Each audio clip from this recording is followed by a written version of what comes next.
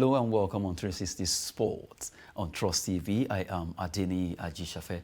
Well, the National Sports Festival that's slated for Delta State in 2022 has been approved finally, confirmed by the National Sports Council of Sports Council there. The good thing right now is that a lot of Nigerians are happy that Delta State, the winner of the defending champion of the National Sports Festival, the one that took place in Edo State, will be hosting for 2022 in Asaba. That news actually filtered in yesterday, where the National Council on Sport agreed that Asaba will be the place, and finally they confirmed it. And in fact, the Minister of Youth and Sports, Sunday Dare, is saying that they should host more better one for the Nigerians athletes that will be coming up, better than the one we had in Edo State. Good one there, where Nigerian athletes will be able to showcase their talent when it comes to different sports in Nigeria. This is our own Olympics or Commonwealth Games, as is known. The National Sports Festival brings together all Nigerian sportsmen and women out there, where they will always showcase their skills, talent in the world of sport. 2022, Delta State, Asaba precisely. In November, that particular competition will be coming up. And aside that, we'll quickly talk about a big story that is really trending in Nigeria now. It's going around talking about a particular man from Portugal. His name is Jose Picero. Jose Picero's name is in the news right now, and the news is flying around that Super Eagles coaching job, the man also has been recommended by Jose Mourinho. Well, joining me in the studio to talk sport this hour is Olawale Peter, the usual suspect in the world of sport. Good to have you. Good morning, Adeni. It's my pleasure to be here once again. Okay, now we look at this particular topic. It's really trending since on Monday. Jose Picero. The news came out. First of all, let's look at Jose Picero is a Portuguese, 61-year-old Portuguese man. And the news is that Jose Mourinho knows about this recommendation to Nigerian Super Eagles job, talking about being the coach of Super Eagles. Although not that he has been appointed, but the news just filtered in that this man called Jose Picero now could be the next Super Eagles coach. But as it is, we quickly look at the fact that this man is 61-year-old. He's from Portugal. He has coached Braga. He has coached assistant over there in Real Madrid behind the Carlos Queiroz. He worked with Mourinho to some extent sometimes back. He was with he was in Egypt as a coach. He also coached Venezuela, although he was not paid for a year, he had to resign. And he was also a coach with a Saudi Arabian team. And all that put together, a lot of people were like, wow, well, is it that his resume is better than the way Nigerian coaches appears? Or is it because he's a white man? Or is it because we are not believing that Nigerian coaches can actually do this? Because the way it is right now, checking the resume, when he signed for Al-Wazir or thereabout in Saudi Arabia, the fans protested that his resume was not bulky enough, that they don't know him, they were not happy with the kind of, but later he had to leave. And looking at bringing this man to Nigeria, is it because Jose Mourinho recommended him? Because a lot of issues concerning this man called Jose Pizzero. Now, your turn. Okay, here we go again in this country. Honestly, when the news filtered in about 2 weeks thereabout, I was like, no, we can't be serious. It can't be reality. But as at 2 days and yesterday, it's like it's almost done. And if you look at it was coming to our face. Definitely. It's like all things being equal, this guy will be in the country by next week, together with Jose Mourinho. And the report has it that the NSF, they'll be the one to sponsor Jose Mourinho's trip to Nigeria to do what? Now, let's look at the coach. What has Jose Picero done as a coach? I've not seen anything fantastic that is better than what our local coaches, they've achieved. Amunike has won something for us on that 17. He has a silver to his name. So we have a lot of them in this country. This guy, Jose Picero, he managed only 2 countries in his entire career. Venezuela, he played. He faced Colombia and he was beaten. He played the total number of games he played with Venezuela is 10. He played 10 games for Venezuela national team. He won only 1. He drew 3. and he lost 6. But he wasn't paid anyway. It wasn't paid, but that doesn't mean they should perform woefully. Because of his poor performance, made them not to pay him. He was in Saudi Arabia also, and he failed to qualify Saudi Arabia for the World Cup in South Africa. In that same Saudi Arabia, I think he played about 31 matches. He won 12, he drew 12, and he lost 7 Saudi T. Now we're now talking about Nigeria, giants of Africa. Currently, the 3rd best team in Africa, according to FIFA ranking. So you're now bringing someone that's never coached anything in Africa before. Someone that doesn't know the root of African football.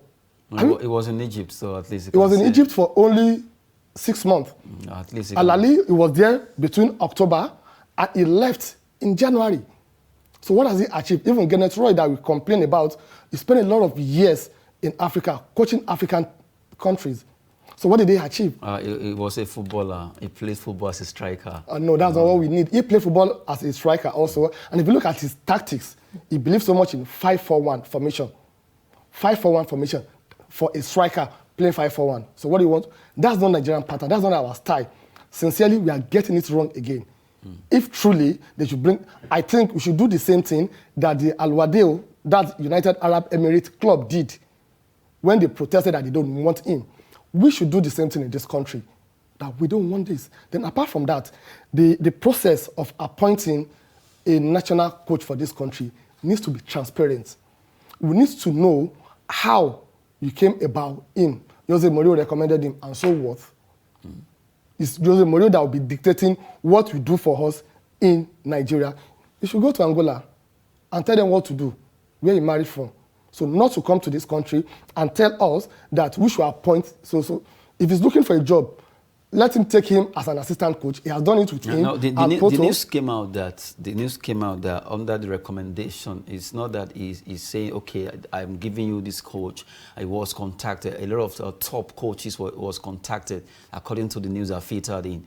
So Mourinho also suggested that, okay, this is a good guy, get him and he will do the job. Okay, I'm using this opportunity also to tell the NFF, let them contact Amunike, let them contact Olise, let them contact all our local coaches that we have in the country, and let them tell us the process they want to use in choosing who will become the Nigerian coach. Because we cannot afford another mistake again. Now, Kenneth Roy, what has happened? The terms of his contract is a secret court. We don't know.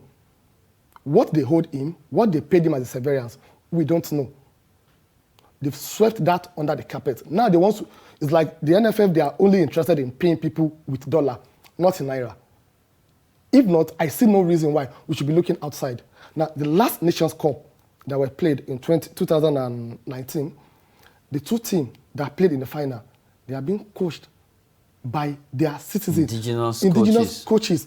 African, that's Senegal and Algeria. The last coach to win the AFCON for Nigeria, a Nigerian, late Stephen Keshi. So not that we don't have the abundant resources. We do, we have. But I still don't understand the reason why anytime we need something, what we have in our Sokoto, we'll be going to Sokoto to look for it. We have it here in this country. So this coach, sincerely, I think we need to come out now, let them tell us the process involved in selecting and what made him the best. If you have that, if it's transparent, then we can agree with them that, oh, truly, the process has been duly followed, is the best from the abundance of resources that we have in this country. Okay, maybe NFF actually made some consultations and this is the best person that they could get. They should come out and tell us the people they consulted. But you remember you said Gano Ross deal was also shrouded in secrecy, and a lot of people don't know how that particular contract went. So maybe they want to also make this one public. I'm trying to be the mouthpiece of NFF now. Okay, now, but the money, the salary they are paying these people, I paid from it, you paid from it. It's part of our taxes.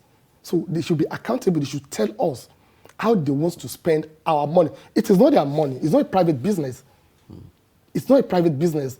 So there shouldn't be anything like secret court or secrecy. No. Let them be open. If they have nothing, If they have no skeleton in their cupboard, let them be open to tell us that this is the process, and we'll all say, oh, you've done very well. So Jose Picero is the best man for our national team. And if not, we'll tell them, no, we have to review this process. They own all that explanation. We need that. We can't afford to miss World Cup. We can't afford to continue. Are you telling me Jose Picero will be the one to bring back our local league to where it used to be? To let you know, I actually saw online where a particular journalist was saying because of the recommendation of Jose Mourinho that those bad days are over. We're going to see good football. They are quickly trying to check out who is Jose Picero. And by the time I started checking, I wasn't too impressed really about his CV.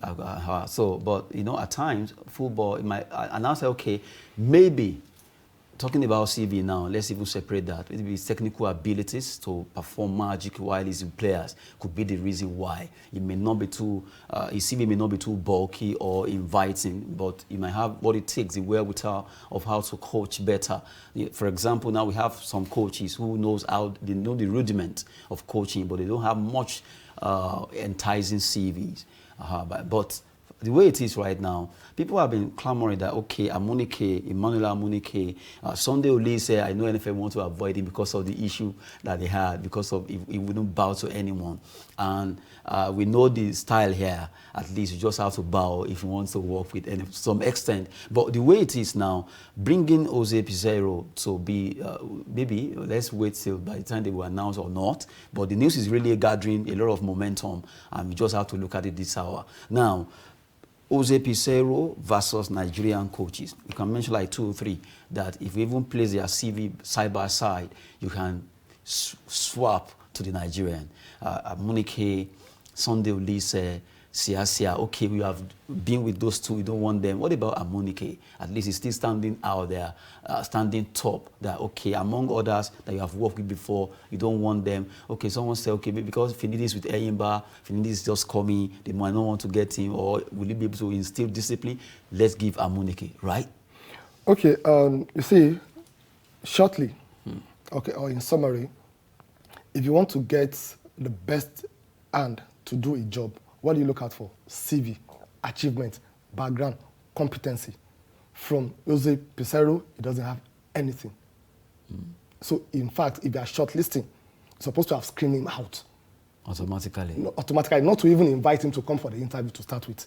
From what we have in the country right now, Amunike CV is better than him. It baffles me how Nigeria was able to get Bora Milutinovic, Ty Libret, Las Lagabak, all these names, Lagabak, Bora, and all that. You'll be wondering, these are guys that you don't even know anything about until they came to Nigeria and made them popular to some extent. And what did they achieve? So it was only Westhoff and Bonfrey Joe that could, okay, when they came, they were able to achieve. But others, you'll be wondering, what kind of coaches are these coaches? By the time you check their CVs, you know that, oh, we are just, is it because of the skin or what? Okay, now, I think what we need to do right now is to call the NFF. Let's call them out. This issue, this rumor we are airing, is it true, yes or no? If yes, what are the process you adopted in shortlisting him? And why him all alone? Why not with other people? Why did you put it forward to the Nigerians? Why is it not open? Why is it not open? So we need to start doing. We don't need to wait until they appointed him before we start. It will be late. No, it will be late then, because he's expected to go to the Nations Cup as a spectator. Then immediately after the Nations Cup, he takes over and will do the playoff in March. I don't understand what is really going on with the NFF. Sincerely. We just have to force it there. It's a big story concerning Nigerian Super Eagles' job. It's a very big one. I still don't understand why we always want to get the foreigners when we have some Nigerians that can actually do the job. Here in Africa, after all, a Senegalese man did it for Senegal, also Egyptian did it for Egypt. We have a Nigerian also done it for Nigeria. We just have to continue to believe in ourselves like Patrick Mosepe CAF president said, we need to believe in ourselves if we really want to thrive in Africa. From there now, let's quickly go to volleyball, where the Nigerian Volleyball Premier League final fixtures will be coming up today at the MK Abiola Stadium here in Abuja. Quickly, we look at those fixtures for the men and the women, as those fixtures will be coming up in the MVPL. Well, a lot of games will be coming up. Nigerian Customs will also be playing against the SCDC in the women category. Also looking at that will be by 3 p.m. The women will be coming up. They will be playing Nigerian Customs Service against the Nigerian Civil Defense. That match will be coming up. And also for the men, finals by 5 p.m. Well, Kano Pillars against NSDC. You have USEM against Nigerian Police Force, Nigerian Immigration Service by they will play against Offa Volleyball Club, Nigerian Customs Service, Sunshine Spikers, Chief Style Spikers. They've done that early this morning against Nigerian Correctional Service, where the final of the Nigerian Volleyball Premier League 2021, where you know the winner of the league, both in men and in women. Good one there coming from Nigerian Volleyball Federation, and we just have to put that all through to you for you to understand what's happening in the world of volleyball. Now, let's digress a bit as we go straight to talk about the English Football League that will be coming up today between Arsenal and Sunderland. That match will be coming up today between Arsenal and Sunderland. You want to call it EFL Cup, Carabao Cup, whatever you want to call it. But looking at the way Arsenal so far they've performed this season, so right now, recently, I think they've picked up against Sunderland. Do you see them winning? Okay, I think I see Arsenal winning, but it's not going to be an easy match. And knowing fully that Sunderland happens to be the only non-Premiership team left in the EFL Cup. The other 7 teams, they are Premiership club. So that shows that they are not there by chance. They are doing very well also. And currently, I think they sit third on the League One table, while Arsenal is sitting 4th. So both of them, they are coming to play when they are on top of their performance. They are doing very well. Arsenal, they've gotten their rhythm back also, and this is an avenue also for them to win a trophy this season if they continue this way, because this is something that I think it's possible for them. And looking at other teams, they have a lot of concentration. Man City, they are playing Champions League, FA Cup, they're in title race. Arsenal is not in title race for the Premier League. That's the truth. They're already closing the gap. They're not closing the gap. They are at least. They are trying to consolidate their 4th position. Seriously? Seriously, that's what they are doing. They are consolidating their 4th position. To get to a stage where you separate boys from men. So that time will come very soon. But for now, I give it to them. Are you calling Arsenal boys? But their players, they are young boys, and they are doing very well. They are energetic. Are you calling Arsenal boys? No, they are not boys, but... I'm saying it because I know so many Nigerian ladies are Arsenal fans. Are they Arsenal fans, or they are Theo Walcott fans? Walcott is no longer there. They joined when Walcott was there, when Thierry was there, when Fabregas was there. They went for their beauty. So you're automatically saying Arsenal fans are just after the beauty of their players? For the ladies, yes. Seriously? Well, Arsenal fans, it's not from me. He's the one saying it. You can direct the attack to him. Talking about throwing some banter in the studio here, talking about Arsenal against Sunderland will be coming up today in the English Football League between the two matches. Although it's actually tilting towards Arsenal winning that match, well, let the best team win. I won't support anyone. Sunderland, Arsenal, they're the best team win. Now, let's look at La Liga, where a match was actually played on Monday between Levante and Valencia. It ended in favor of Valencia winning 4-3 in that encounter. It was a goal thriller match where 4-3, 7 goals were scored there. Sola was part of the scorers of that game. Valencia traveled to Levante and they were able to win 4-3. 1, 2, 3, 7 goals in a match. The match, it's very interesting. Explosive. Very explosive. And it's from, I think, 2-1 to 2-2, 3-2 and 4-2. So the Valencia, they really showed that we have some, it's more like a derby for them also. Yes. Yeah, it's more like a derby game for them. Yes. So the same place. So it's very, very interesting. I watched the match and it's... You know, it's like Madrid playing Atletico Madrid. They are in the same city thereabouts, so they know themselves. Levante against Valencia, but I was expecting, maybe not that I was expecting Valencia to win really, but I looked at the weight of because if you look at La Liga, you just want to rate Valencia, Villarreal, Atletico Atletico Madrid, Real Barcelona normally as a top team. Although this season, Real Sociedad and Real Betis, they've been kind of the shocking Atalanta that we have in Italian Serie A, and just the way it is in EPL, where West Ham United has been showing their class too there. Well, Levante, Valencia.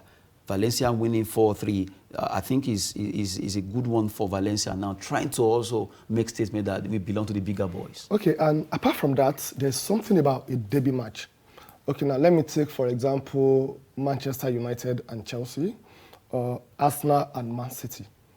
No matter how good Chelsea team are, when they meet Manchester United, no matter how poor Manchester United are, they will definitely, they have the winning. They will humble them. They will humble them. They have the key. So that's one thing about derby. You know, it gives you this, this one, even if I'm not winning a cup, winning this match alone, as far as I'm concerned, it's more like, look at the Manchester United and Chelsea match. The Manchester United getting draw is like they've won a trophy.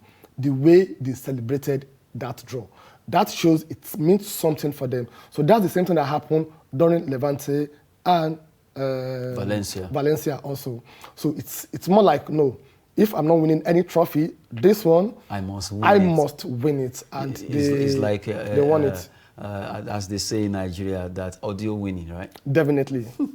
That will be the draw on 360 Sport this hour. We really appreciate your time being with us in the studio. It's my pleasure to be here, Adeniyi. Well, if you want to enjoy volleyball, just get to the MK Abiola Stadium to enjoy Volleyball Premier League coming up today in the final for men and women at the MK Abiola Stadium there. That does it. Once again, I am Adeniyi Ajishafe. Thanks for watching.